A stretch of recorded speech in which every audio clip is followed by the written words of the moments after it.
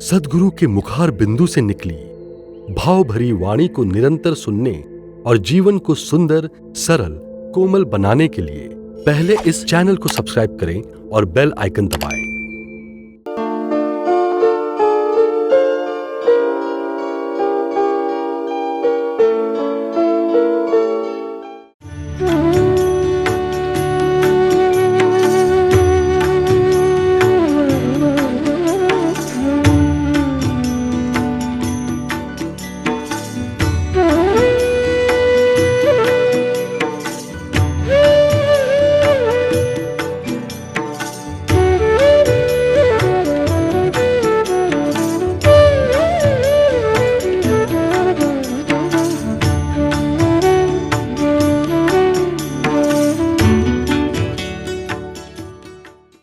तुलसीदास जी की एक पंक्ति है, उसमें उन्होंने कहा है, भूमि परत भा ढाबर पानी, जिमि जीवहि माया लिपटानी।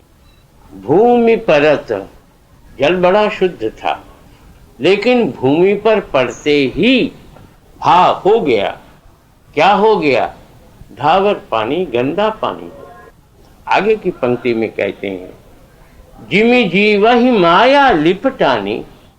जिस प्रकार की जीव प्राणी माया में लिपट करके गंदा हो गया, नहीं तो वो गंदा था नहीं। तो ये जो माया है, इसके लिए भगवान ने भी ये कहा, मम माया दुरत्यया। मेरी जो माया है उसको पार करना बड़ा कठिन है। लेकिन ये किन के लिए कहा जाता है?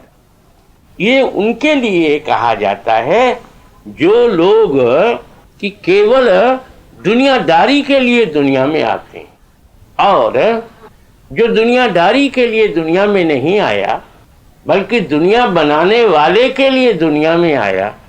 क्या करने के लिए? एक बात उसमें ये है कि ये खेल हो रहा है दुनिया का, लेकिन कौन खिला रहा है इस दुनिया को? तो वहां फिर मनुष्य को थोड़ा कुछ सोचना पड़ता है। जिसकी मशीन है वही उस मशीन को चलाना जानता है। जिसकी ये दुनिया है, उस दुनिया में ये दुनिया को चलाना, दुनिया को बनाना, दुनिया के रूप अनेक अनेक दिखलाना, ये उसी का काम है जिसने कि ये दुनिया बनाई। तो फिर जीव ने क्या किया?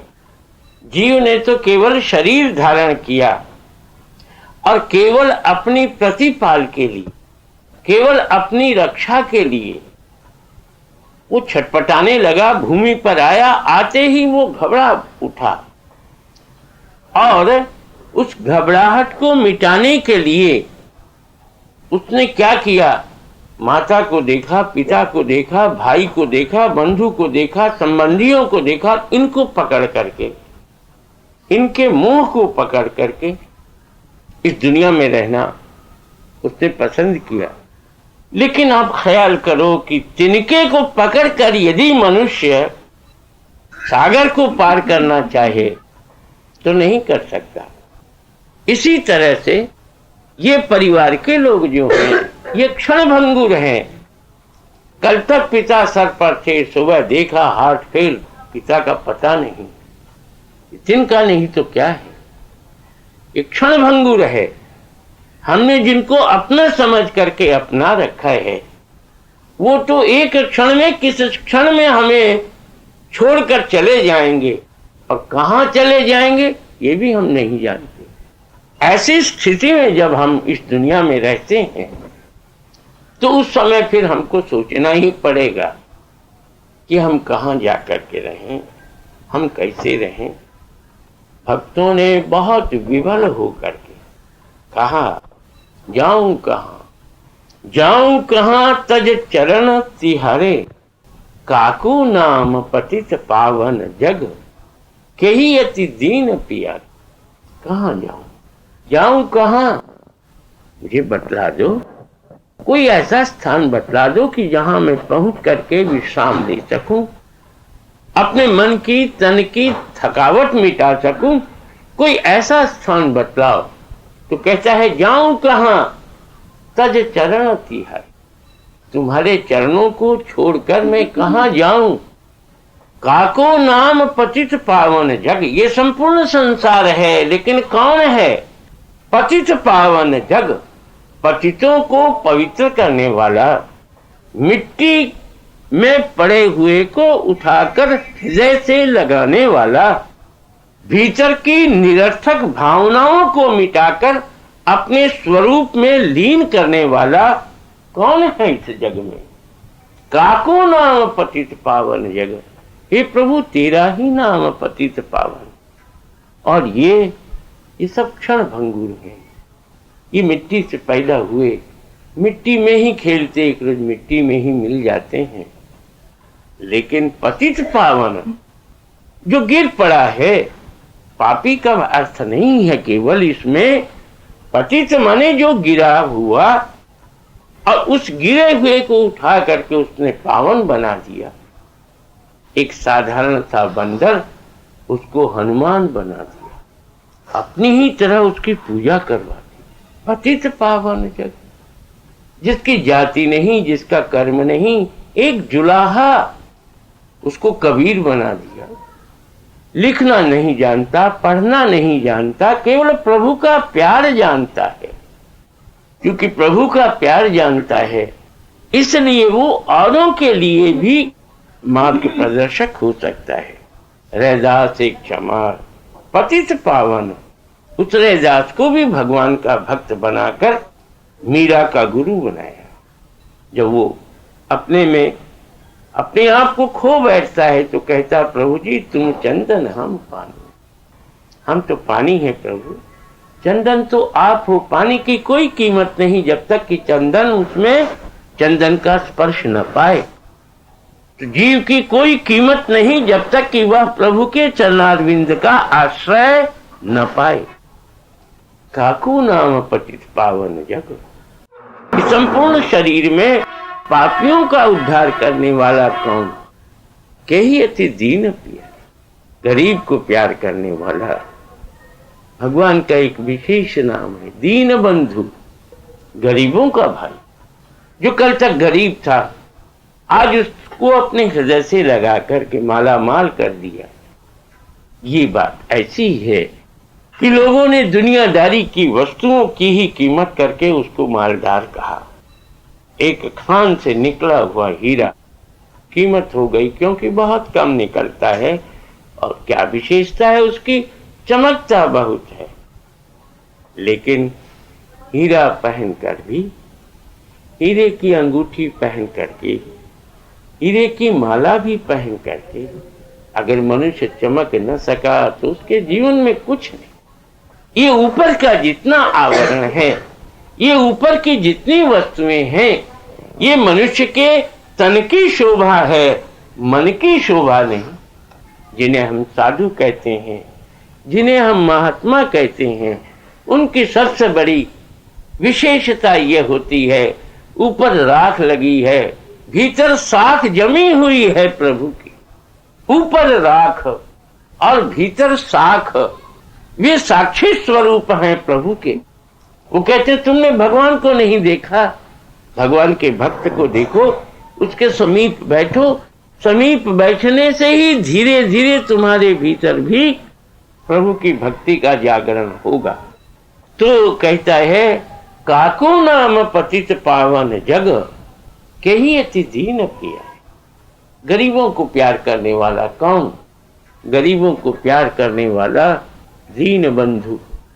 गरीब का कोई भाई नहीं हुआ करता। एक भाई धनी, एक भाई गरीब। तो उस गरीब भाई को अपना भाई कहना भी उसका धनी भाई पसंद नहीं करता। लेकिन दूसरी ओर आप देखो कि भगवान क्या है।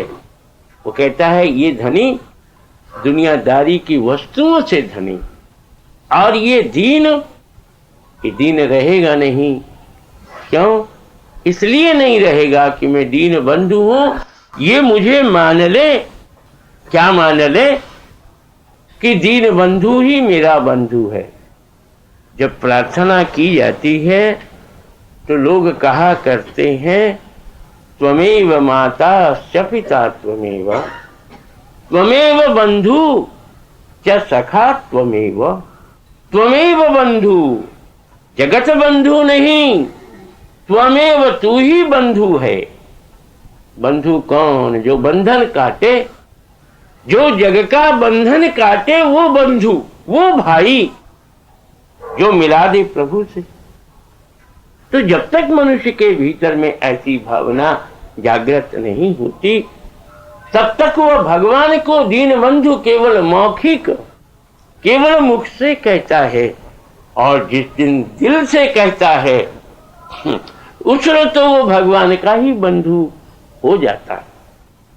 तो ये जो पंक्ति आपको दो सुनाई, जाऊं कहां, इतना उसके भीतर में एक वियोग की भावना है। यदि तुम रूठ जाओगे तो जगत में मेरा कौन? यही बात मीरा ने कही थी, राणा जी आप रूठोगे तो ये आपका चित्तौड़ है, लेकिन कहीं मेरा ठाकुर रूठ गया तो राणा जी फिर मैं कहां जाऊंगी? रखो अपना चित्तौड़, मुझे चित्तौड़ की जरूरत नहीं।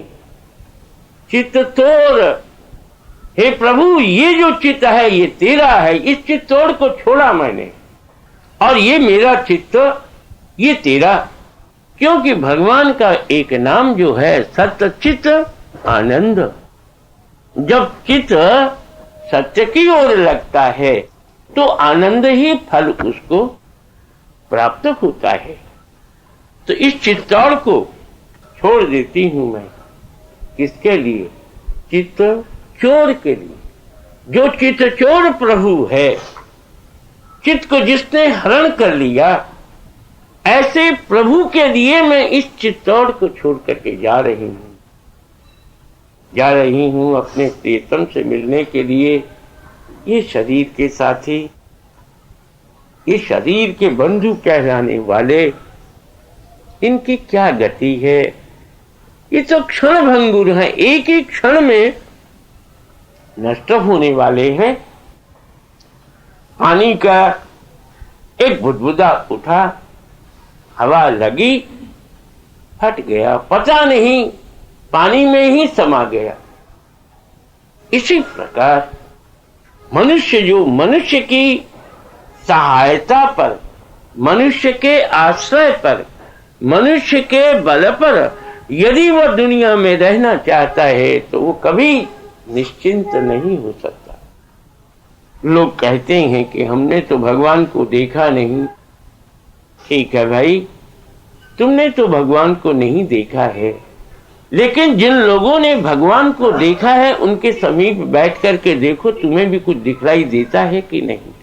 कैसे? देखो, एक व्यक्ति खड़ा हुआ देख रहा है अपने प्रियतम को, दूसरा व्यक्ति आया और वो कहता हमको भी दिख रहा हो।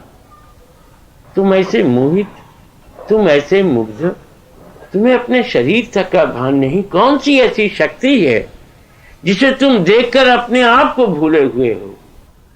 धीरे धीरे उसको लाता है, अपने समीप लाता है, और अपने से यूं ही खड़ा, अपने सम्मुख उसको खड़ा करके कहता देख, वो देख।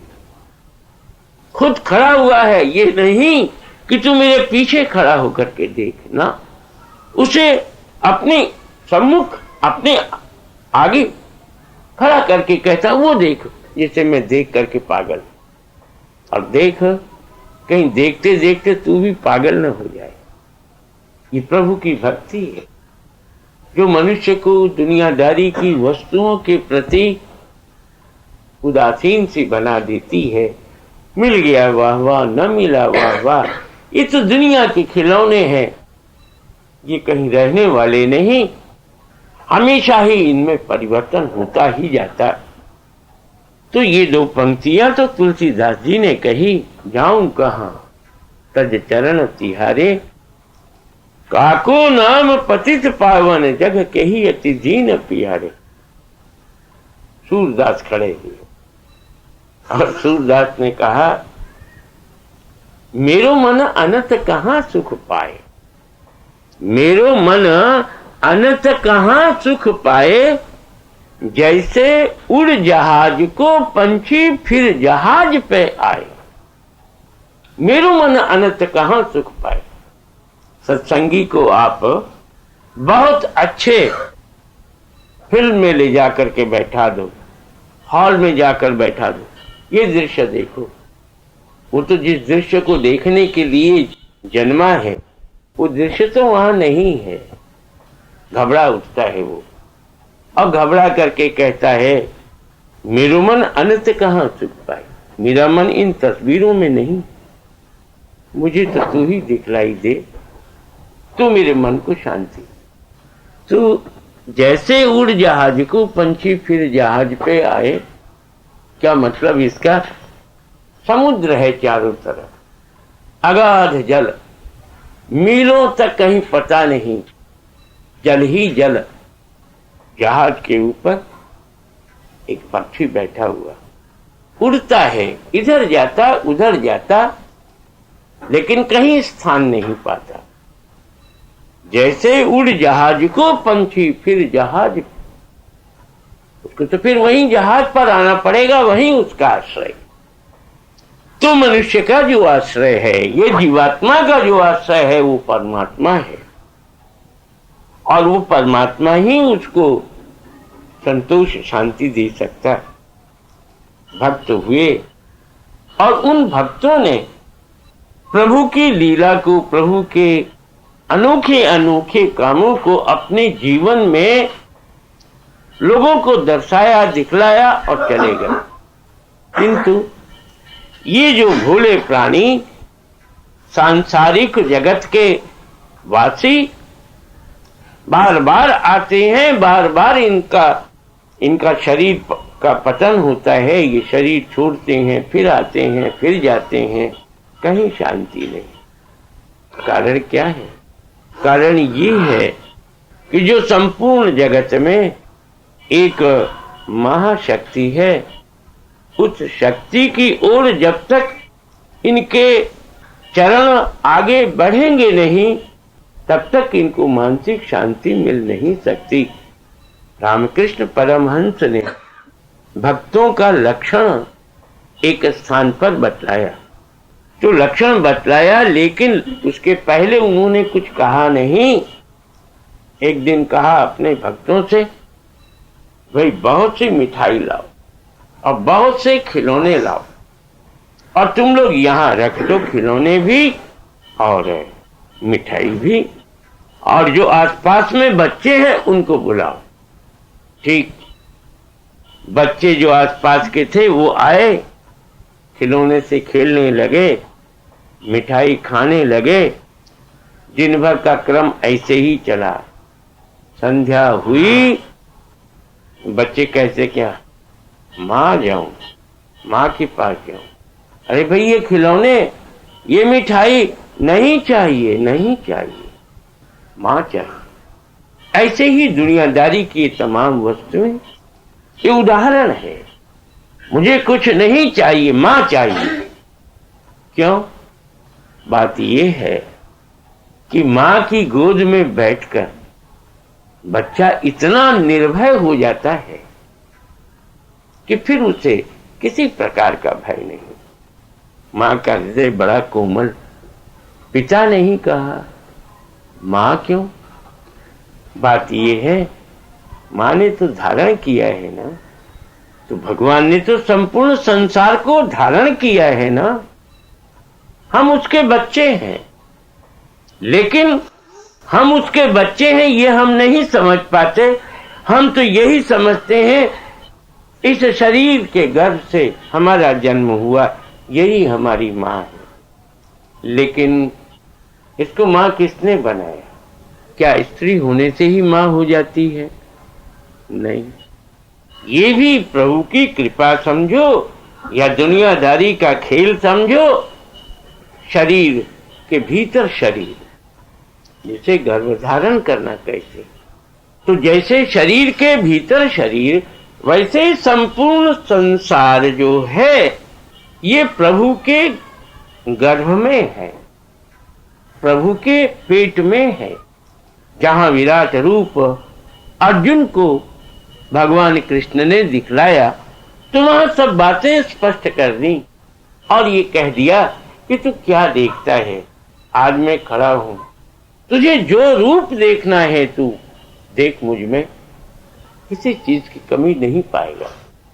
जिन वस्तुओं के पीछे तू परेशान, जिन भाइयों के लिए तू ये कहता है ये मेरे चचेरे भाई हैं, इनसे मैं कैसे युद्ध करूं, इनसे नहीं युद्ध करना है, इनके अभिमान से युद्ध करना है, इनके क्रोध से, इनके लालच से, इससे क्रुद्ध करना है, व्यक्ति से कोई कहीं कुछ नहीं। गांधी जी से जब एक बात कही गई कि आप भारत में अंग्रेजों का राज्य नहीं चाहते, तो क्या आप अंग्रेजों के दुश्मन हैं? कहने लगे नहीं, अंग्रेजी सत्ता के हम दुश्मन हैं, हम अंग्रेजों के दुश्मन नहीं। जिस सत्ता से ये भारत के लोगों को सताते हैं उसके हम दुश्मन हैं, अंग्रेजों के हम दुश्मन नहीं। अंग्रेज तो हमारे भाई, बल्कि यहां तक उन्होंने कहा कि हम तो इनका हृदय परिवर्तित कर देना चाहते हैं, इनके हृदय में जो हमको तुच्छ समझते हैं, ये हेय समझते हैं, ये भाव यदि इनका हट जाए तो इनमें हमें कोई अंतर नहीं। फिर राज्य होना चाहिए, स्वराज्य नहीं सुराज होना चाहिए, अच्छा राज होना चाहिए। आज कहने के लिए तो स्वराज्य है, लेकिन सुराज नहीं है, अच्छा राज नहीं है। लोगों पर अनेक प्रकार के कर लगा करके आज घरों में घुस रहे हैं लोग और छीन के ले जा रहे हैं, पेपरों में निकालते हैं, प्रकाशित करवाते हैं, इतना रुपया हमको अमुक से मिला। ये सुराज तो नहीं, ये सुराज नहीं है।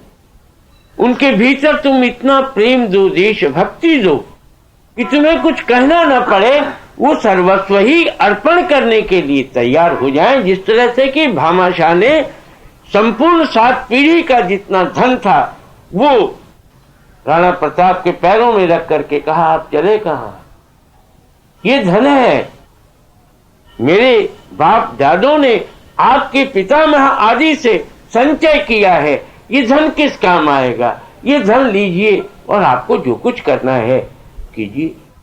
कितना प्यार दास है तो उदास देखेगा अपने मालिक को, वो कैसा दास।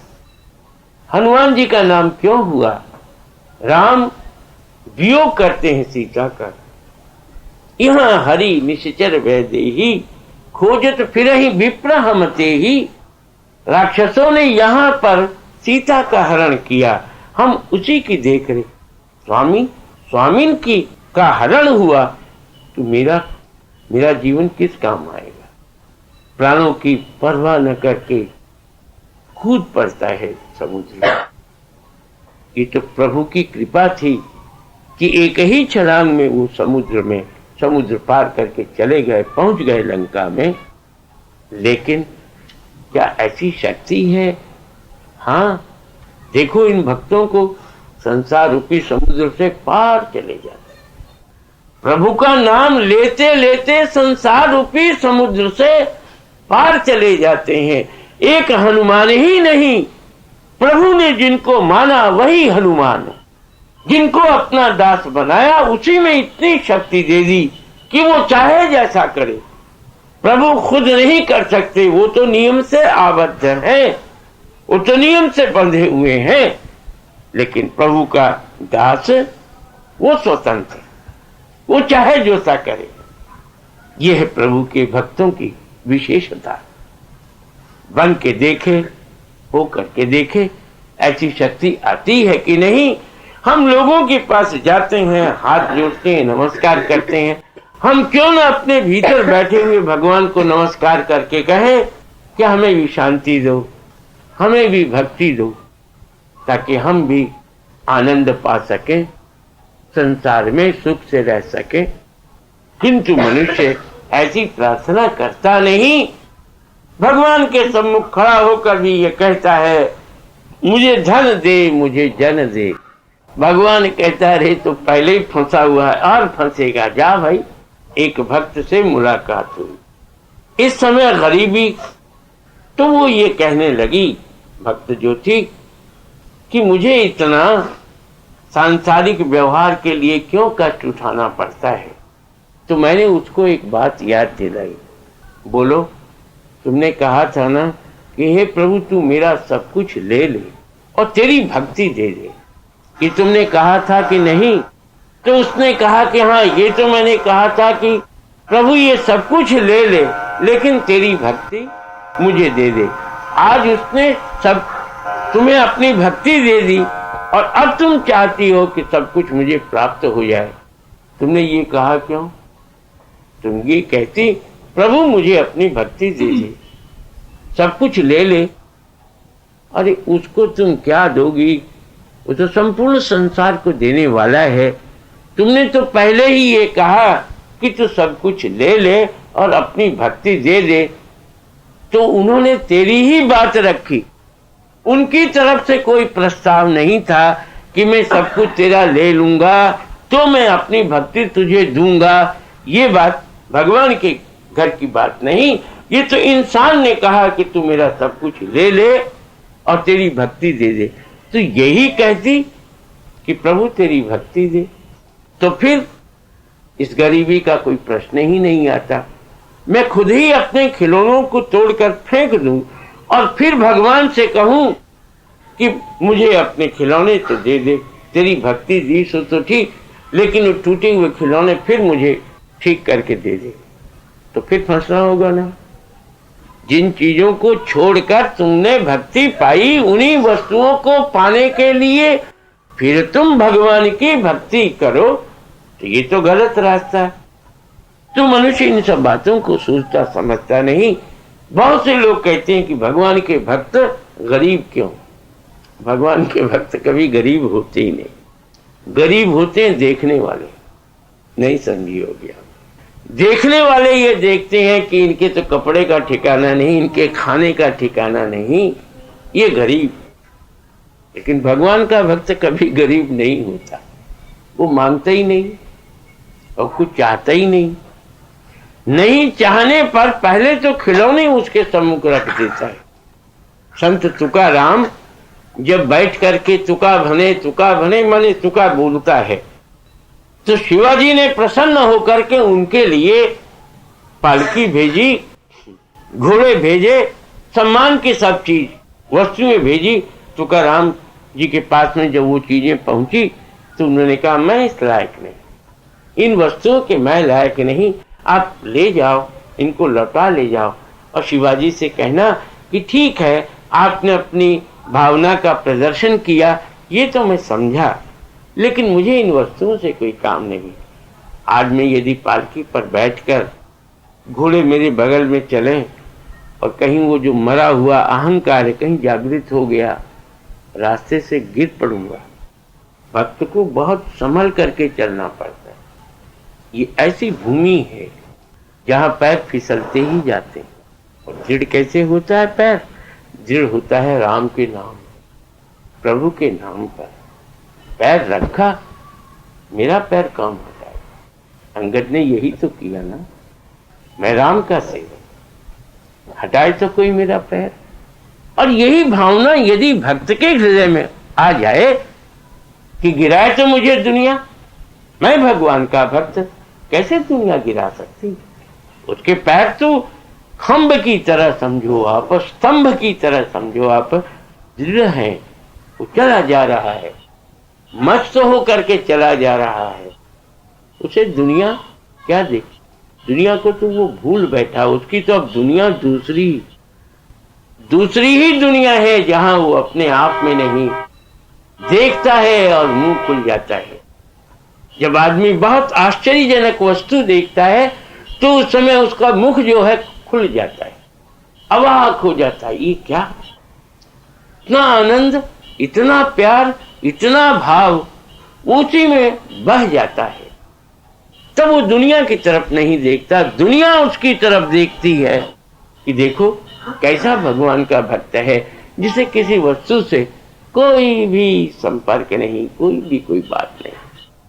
तो प्रारंभ में ये बात कही गई थी, भूमि परत भा ढाबर पानी, जिमि जी वही माया लिपटानी।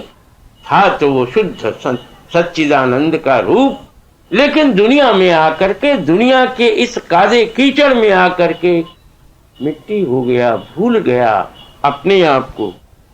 जिमि जी वही माया लिपटानी, जीव जो था माया में लिपट गया, अब उसको हटाना चाहे तो हटती नहीं। क्यों?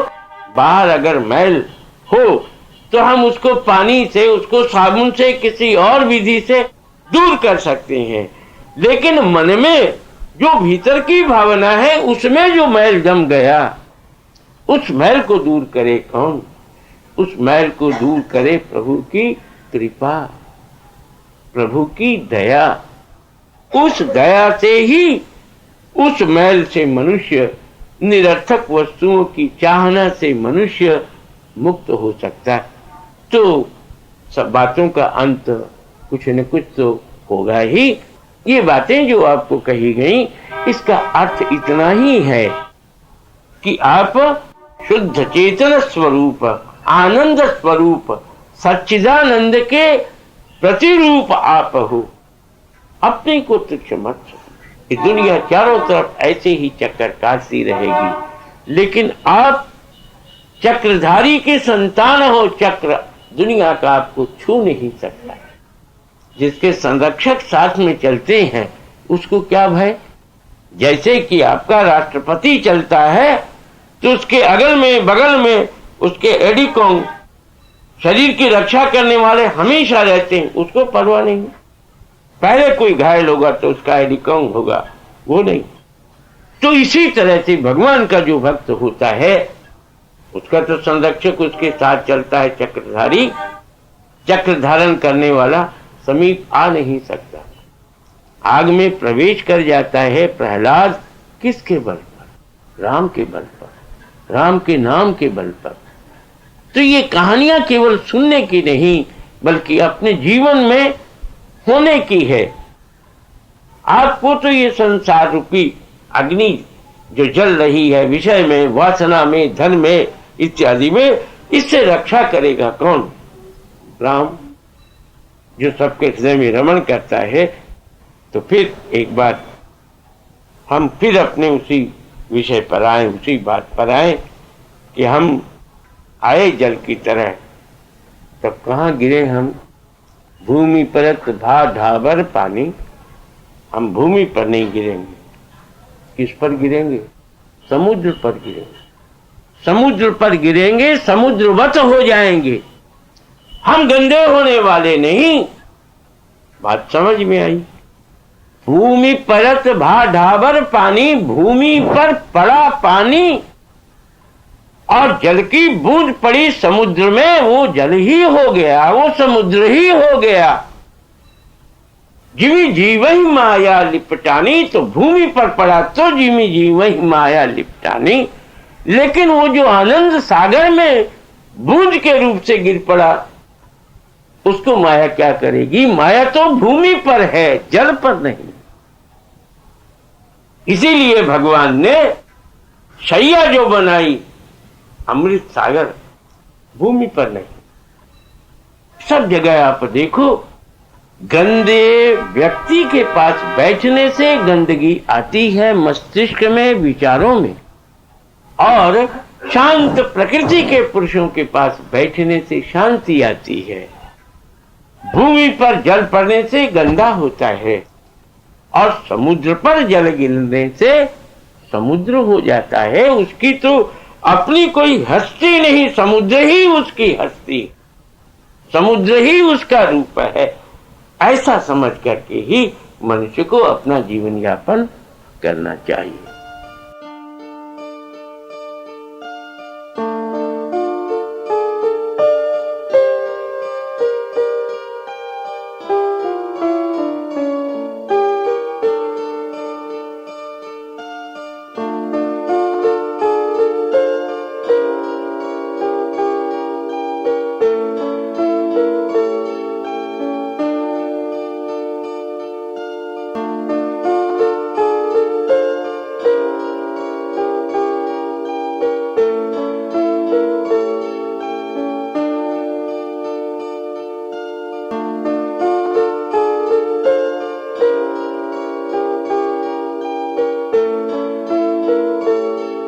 सद्गुरु के मुखार बिंदु से निकली भाव भरी वाणी को निरंतर सुनने और जीवन को सुंदर, सरल, कोमल बनाने के लिए ये चैनल को सब्सक्राइब करें और बेल आइकन दबाएं।